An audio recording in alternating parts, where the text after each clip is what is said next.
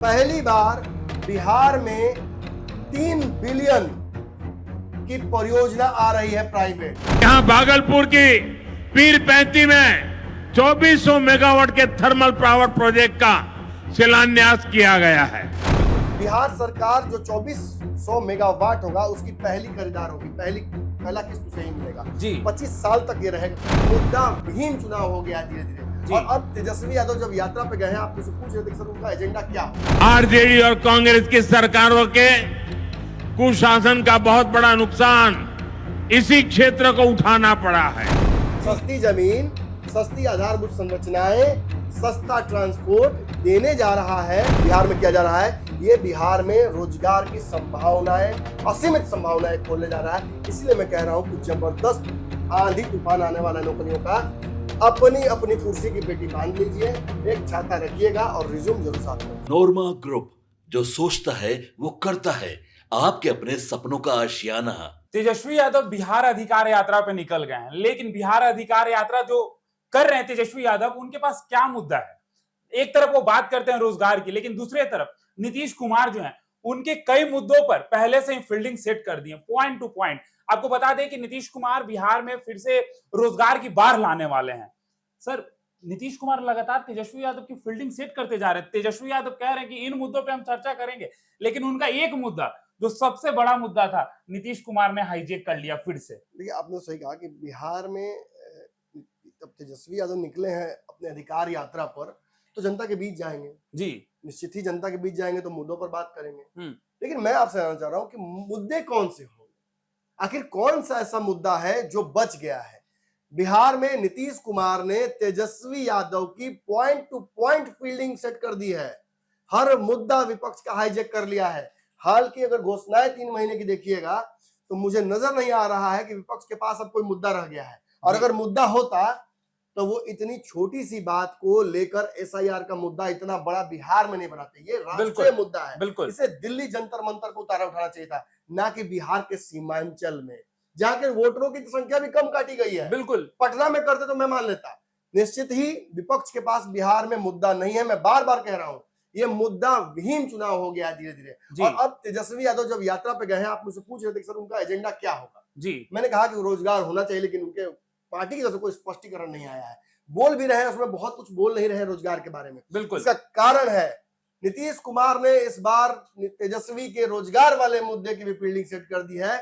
30,000 करोड़ लगाकर बिहार में नौकरियों की बाढ़ लाने वाले हैं। सर, 30,000 करोड़ आंधी आने वाली है। और मैं तो कहूंगा जितने भी बेरोजगार हैं, घर से छाता और रिज्यूम लेकर निकलेंगे। कब किधर से मौसम खराब हो जाए नौकरियों का, और कहां से उड़ती हुई कौन नौकरी में चिपक जाए, ये भी देखना जरूरी है। मतलब तैयार रहना पड़ेगा, सीबी पॉकेट में होना चाहिए जी, क्योंकि देखिए चुनावी मौसम है जी, बढ़िया बढ़ती हैं, खूब सारे नए नए परियोजनाएं आते हैं, और इन परियोजनाओं का फायदा अगर जनता को हो जाए तो दिक्कत क्या है? तो आप कह रहे हैं कि छतरी के साथ रेज्यूम लेके चलें। बिल्कुल, तो रेज्यूम लेकर चलने के लिए तो सर ये जो रोजगार की बात कर रहे हैं नीतीश कुमार, फिर से तेजस्वी यादव इसमें कहीं ना कहीं फंस जाएंगे। बिल्कुल फंसेंगे, मैं तो कह रहा हूं कि लगातार फंसेंगे। और ये सोची समझी रणनीति है, ये आज से नहीं प्लान हो रहा है। मेरा पंचनामा जाके आप 1.5 साल पहले देखिए, 1 साल पहले देखिए। मैं लगातार कह रहा हूं कि जैसे ही चुनाव आएगा, ये सारी परियोजनाएं कुक हो रही हैं। सारी परियोजनाओं को एक बार में ही बिहार की जनता को दिया जाएगा जी। डबल इंजन मांगते रहे मोदी। बिहार सरकार पहली बार और केंद्र सरकार पहली बार एक ही तारतम्य में है, और अब डबल इंजन देकर मोदी जी को, नीतीश जी को बिहार का विकास करना ही होगा, वरना जनता भी देख रही है सब कुछ। बिल्कुल, और हमने देखा है जिन राज्यों में भाजपा की सरकार को कंफर्टेबल मेजोरिटी मिली है, जिन राज्यों में केंद्र से लगातार सामंजस्य बैठा है, उन राज्यों का विकास हुआ है। अब बारी है बिहार की। यदि इस बार बिहार में सरकार भाजपा की बनती है तो जो होगा सो तो भविष्य के घर में है जी, लेकिन जो उससे पहले हो रहा है वो और मजेदार है। बिल्कुल, बिहारी के तौर पर मुझे तो बहुत खुशी हो रही है। बिल्कुल, मुझे मजा आ रहा है। पहली बार, मैं आपको बता दूं दर्शकों, हम क्यों इस खबर में इतना एक्साइटेड है। पहली बार बिहार में 3 बिलियन की परियोजना आ रही है प्राइवेट। ये सबसे बड़ा 30,000 करोड़ का परियोजना है। बिहार का अब तक का सबसे बड़ा परियोजना है। प्राइवेट सेक्टर में, एनर्जी सेक्टर में इससे बड़ा इन्वेस्टमेंट नहीं हुआ है। बिल्कुल सर। और ये सब कुछ कर रहा है Adani power limited. Adani power limited ने, जो कि आपको पता होगा, अभी हाल ही में 3 दिन पहले पूर्णिया के जिस मंच पर आप मौजूद थे, उस मंच से ही नरेंद्र मोदी, देश के प्रधानमंत्री, और नीतीश कुमार, बिहार के मुख्यमंत्री, ने घोषणा की है कि भागलपुर के पीरपैंती में 800 मेगावाट के 3 इकाइयां थर्मल पावर प्लांट लगेंगे और इनका कुल जो है क्षमता वो 2400 मेगावाट होगा। साथियों, कुछ दिन पहले ही भारत सरकार ने एक और बड़ा निर्णय लिया है। Buxar Bhagalpur high speed corridor के मोकामा मुंगेर सेक्शन को मंजूरी दे दी है। इससे मुंगेर, जमालपुर, भागलपुर जैसे इंडस्ट्रियल हब को बहुत फायदा होगा। सरकार ने भागलपुर, दुमका, रामपुर हाट रेल लाइन के दोहरीकरण को भी मंजूरी दे दी है।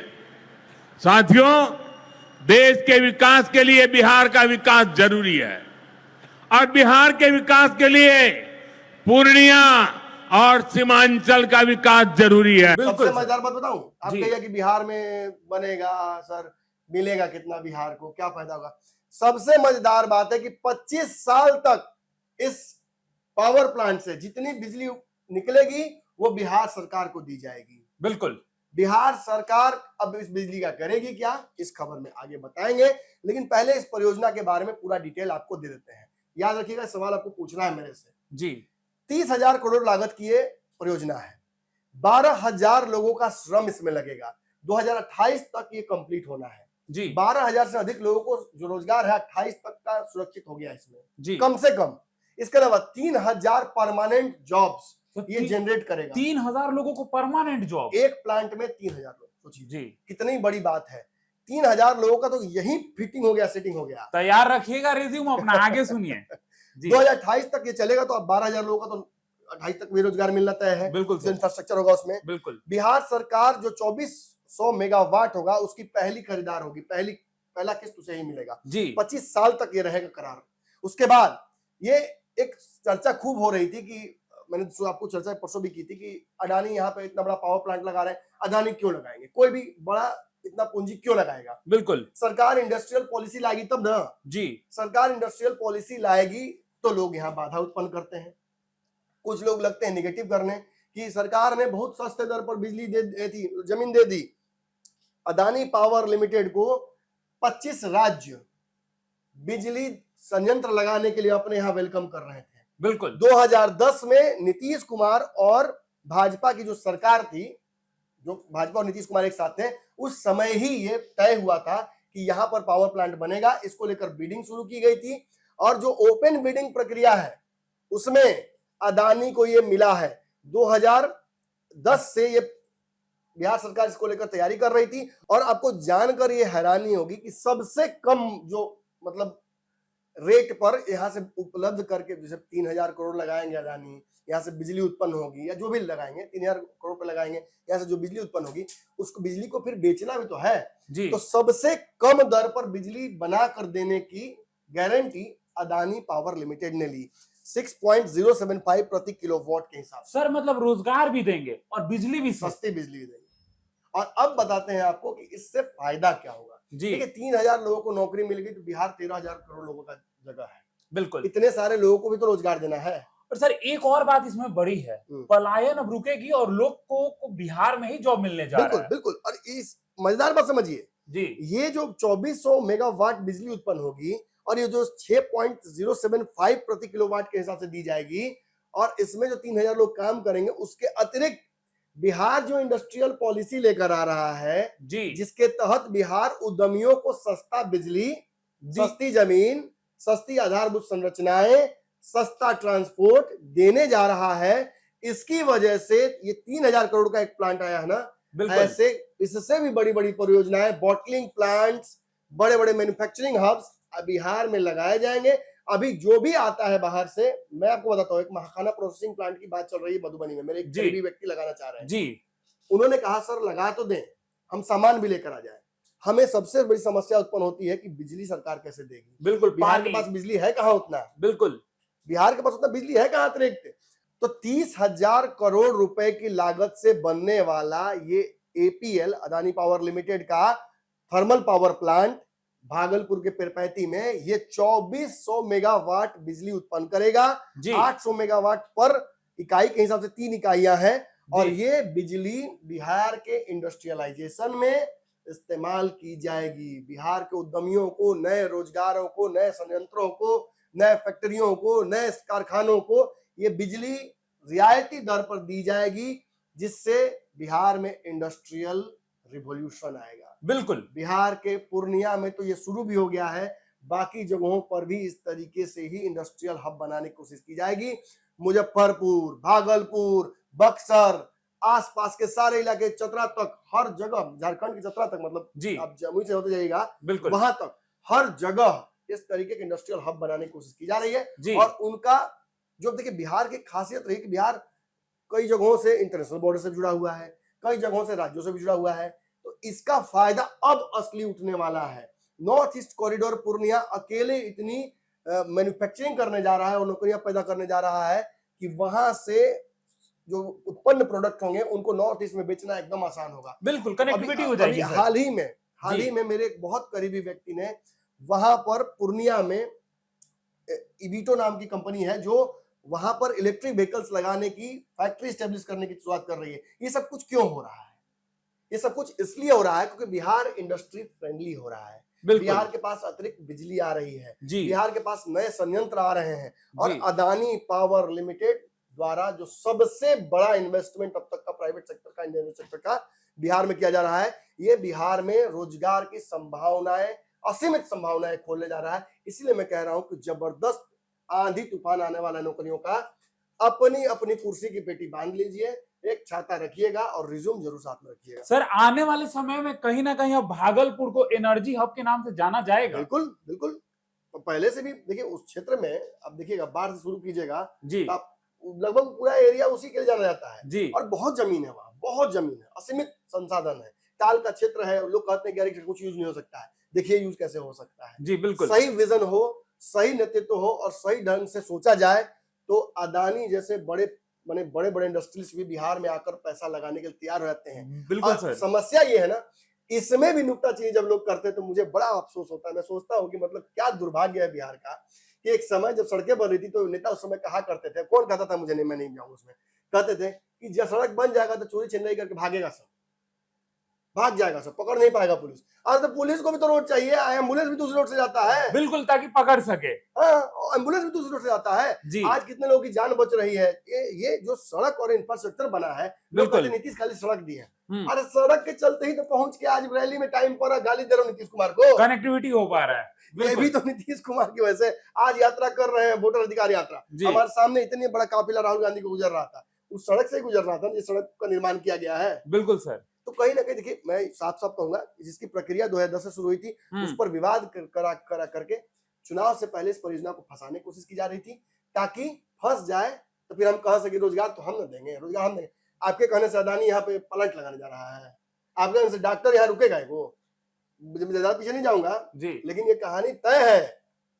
भागते थे लोग ना सर, जान बिल्कुल बचाकर। बिल्कुल आप ये बातें कह रहे हैं। जब हम बिहार है तैयार कार्यक्रम में गए थे, जो उद्योग मंत्री नीतीश मिश्रा जिनके द्वारा ये किया गया था, जब हमारी बातचीत हो रही थी वहां के लोगों से, जो बड़े बड़े इंडस्ट्रियलिस्ट आए थे, जब उनसे ये सवाल किए थे हम कि 2005 से पहले इंडस्ट्री लगाना आसान था या क्या क्या था, जी। साफ तौर पे बातें कह रहे थे वो लोग ऐसी ऐसी, जो सुनकर लोग कहीं ना कहीं जरूर। मैं तो कहा कि पहली बार बिहार की जो इंडस्ट्रियल विभाग है जी ये पहली बार इस तरीके से एक स्मूथ रनिंग मशीन की तरह काम कर रहा है जी और विजन पहली बार दिख रहा है। नए नए उद्योगों के लिए मंत्री खुद ललायित हैं, लोगों बिल्कुल को बुला बुलाकर उन्हें आसान किस्तों पर जगह दे रहे हैं, जमीन दे रहे हैं, उन्हें एडिशनल जो हेल्प है वो मुहैया करा रहे हैं। ये बहुत वेलकमिंग है, ये फ्यूचर ओरिएंटेड है और ये बिल्कुल प्रॉपर मुझे लगता है कि बिहार के विकास का एक बड़ा अध्याय होगा ये वाला चैप्टर। बिल्कुल सर, एक और बात इसमें बड़ी बात है क्या कि भागलपुर के जो किसान होंगे अगल बगल के, कहीं ना कहीं सिंचाई की जो दर है वो कम हो जाएगी। बिल्कुल होगी, बिल्कुल होगी, फायदा ही फायदा है। आसपास के लोगों को आसान दर पे तो वहां के आसपास लोगों को नौकरी तो मिल भी करेगा जी, फिर आसान दर पे उन्हें बिजली मिलेगी, सिंचाई मिलेगी, आसपास के हॉस्पिटल्स को वहां पावर मिलेगा। बिल्कुल इस सप्लाई की वजह से वहां भी इंडस्ट्रियल हब बनेगा। भागलपुर देखिए जुड़ा हुआ है, जी तुरंत झारखंड जा सकते हैं आप, जी और उस क्षेत्र में असीमित संभावनाएं जो है उसे देखते। अब देखिए सबसे बड़ा तो मैं कहूंगा कि लाइक सी लाइक डू, जी जैसे अदानी ने देखा और यहाँ इतना बड़ा इन्वेस्टमेंट किया, आप इसे ही बेच लीजिएगा। बिहार सरकार खाली इतना ही कहेगी ना कि 30,000 करोड़ केवल अदानी ने इन्वेस्ट किया है, बड़े बड़े इंडस्ट्रीज भागेंगे, टाटा का प्लांट लगने लगेगा, गाड़ियां बनने लगेंगी, बड़े बड़े फैक्ट्रियां लगने लगेंगी, सैमसंग आएगा, ओप्पो आएगा, वीवो आएगा। जब ये आएंगे मैन्युफैक्चरिंग हब लगाएंगे तो आपको क्या लगता है कि बिहार में मतलब रोजगार की कमी रह जाएगी क्या? फिर जाना पड़ जाएगा क्या बाहर? जी बिल्कुल नहीं जाना पड़ेगा। पलायन रुकेगी सर, और लोगों को यहाँ अपने यहाँ हाँ, जॉब मिलेगा। एक चीज का इसका एक डाउन साइड जरूर है, एक जी। इससे दुर्भाग्य भी उत्पन्न होगा, बिहार के विपक्ष के पास मुद्दा नहीं रह जाएगा जी बिल्कुल। यात्राओं में। फिर मतलब बांग्लादेश सर, अब एक बांग्लादेश और नेपाल के गृह की चर्चा करनी सर अब एक सवाल फिर लेंगे हम जी, लास्ट। जी। देखिए तेजस्वी यादव बिहार अधिकार यात्रा पर निकले हैं, अब आप कह रहे हैं कि अब कुछ बचेगा ही नहीं, लेकिन तेजस्वी यादव तो रोजगार की बात कहते हैं लोगों से कि हम रोजगार देंगे, लेकिन नीतीश कुमार ने यहाँ पे भी उनको कहीं ना कहीं हाईजेक कर लिया। पॉइंट टू पॉइंट में कह रहा हूँ, point two point Tejashwi Yadav hijacked है, उनके पास कोई नया मुद्दा नहीं है। आप सुनिए जितनी बातें वो कह रहे हैं वो तो ऑलरेडी कर, अब उनके लोग ये कह रहे हैं कि हमने कहा तो नीतीश ने दे दिया, नीतीश कॉपी कर रहे हैं। अच्छी बात, कॉपी कभी कर लिए तो गलत क्या है? और आप कौन सा अभिमन्यु की तरह लेके ही गर्भ से पैदा हुए थे? आपने भी तो केजरीवाल का फोटो कॉपी मारा था, तो फोटो कॉपी कर लिया तो गलत क्या है? नकल में भी अकल लगाए, ये बड़ी बात है। जी तो चलिए अब तैयार रहिएगा, आप रेज्यूम अपना अपने साथ रखिएगा, कब आपको नोटिफिकेशन आ जाए जॉब के लिए आप बिल्कुल तैयार हो जाइए पूरी तरीके से, क्योंकि नीतीश कुमार ये एक बड़ा कदम जो है बिहार के लिए उठा चुके हैं और बहुत जल्द भागलपुर में ये पावर प्लांट का जो है वो बनने जा रहा है। तो आप हमारा ये खास कार्यक्रम देख रहे थे, धन्यवाद। आपके सपनों को हमने सजाया है, ई होम्स पैनोरमा को हमने बनाया है। ई होम्स मेरा एक सपना था जिसपे मैं पिछले 4 साल से काम कर रहा था। हमने जो बनाया है वो सबने है माना। ई होम्स पैनोरमा में हो आपका भी आशियाना। और फाइनली हमने 2021 में इस प्रोजेक्ट को लॉन्च किया। बहुत लोग अप्रिशिएट कर रहे हैं कि पूर्णिया जैसे शहर में, बिहार के, एक तो बिहार की बात करें उसमें भी पूर्णिया जैसे छोटे जगह में इस तरह का लाइफस्टाइल देना, ये सुन के हम लोगों को बहुत अच्छा लगता है। ई होम्स में हमने कुछ और भी किया है, जैसे हम जिस जगह में रह रहे हैं हमारे फैमिली सिक्योर हो, उनको सिक्योरिटी का ध्यान में रखा है। आपकी सुविधा और सुरक्षा आपके लिए खास है, ये आपका विश्वास है। इसमें आर्टिफिशियल इंटेलिजेंस का 7 लेयर सिक्योरिटी का हमने इस्तेमाल किया है। लस ग्रीन कैंपस को बनाया है, यदि हमारा बाउंड्री वाल है तो वो वर्टिकल गार्डन है। ये जितनी भी फैसिलिटी होता है एक इंटरनेशनल टाउनशिप में ई होम्स है, ये हम लोग विश्वास नहीं कर पा रहे हैं। जो भी हमारे मित्र दोस्त या जो भी हमारे बाहर के बाहर आते हैं तो हम लोगों को बहुत अच्छा सुनने को मिलता है और बहुत अच्छा क्रेडिट मिल रहा है। वो सारा हमने सिर्फ एक बिल्डिंग नहीं बनाया, हमें एक बहुत अच्छा लाइफस्टाइल दिया ई होम्स में, और मेरा एक सपना था जिसको मैं आज फुलफिल होते हुए देख पा रहा हूँ। ये आपका आवास है। ई होम्स पैनोरमा में अब आपका निवास है। E Homes Panorama, luxurious lifestyle redefined. Panorama group, जो सोचता है वो करता है। अगर ये वीडियो पसंद आई और वह बिहार के राजनीति और बिहारियत से सरोकार रखेनी तो सब्सक्राइब बटन दबा के चैनल के सब्सक्राइब कर ली। ओजे एगो घंटी बा, ओकरा बटन दबा देला से कुल सटीक और मारक खबर रुआ मुफ्त में मिल जाई। अगर रुआ पत्रकारिता के हमनी के नया प्रयोग में सहयोग कर चाहतानी तो ज्वाइन बटन दबा दी। पेटीएम नंबर नोट कर ली 938681